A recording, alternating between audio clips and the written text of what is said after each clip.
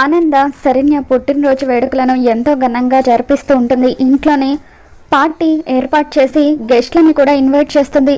అప్పుడు Saranya cake cut చేస్తూ ఉంటే అనన్య శరణ్య దగ్గరికి వచ్చి బలవంతంగా తన చేతిలో నుండి చాకు లాక్కుని కేక్ కట్ చేస్తూ ఉంటుంది.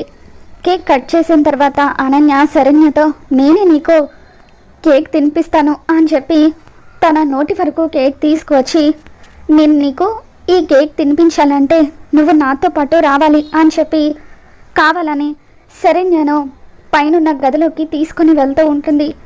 ఆనంద అనన్య చేసే చేష్టలకు కోపంగా చూస్తూ ఉంటుంది. అక్క ఆగక్క అంటూ శరణ్య అనన్య వెనకాల పరిగెడుతూ ఉంటుంది. అలా అనన్య శరణ్యను పైనున్న గదిలోకి తీసుకువెళ్ళిన తర్వాత నువ్వు కళ్ళు మూసుకుంటే నీకు ఈ కేక్ తినిపిస్తాను అని చెప్పి నెమ్మదిగా శరణ్య కళ్ళు మూసుకున్న తర్వాత కబోర్డ్లో నుండి విషం కలిపిన కేక్ పీస్ని బయటకు తీసి ఇప్పుడు కళ్ళు తెరవంటూ శరణ్యకు ఆ విషం కలిపిన కేక్ని తినిపిస్తుంది. తర్వాత శరణ్య కిందికి వచ్చేస్తుంది.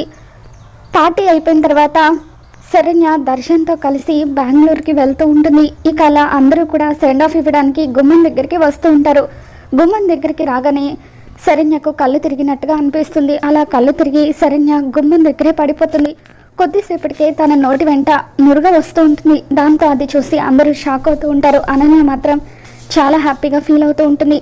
మరి చావు బతుకుల్లో ఉన్న శరణ్యను ఆనంద దర్శన్ ఏ విధంగా కాపాడుకుంటారో రాబోతున్న ఎపిసోడ్లో తెలుసుకుందాం. ఈ వీడియో మీకు నచ్చినట్లయితే తప్పకుండా లైక్ చేయండి.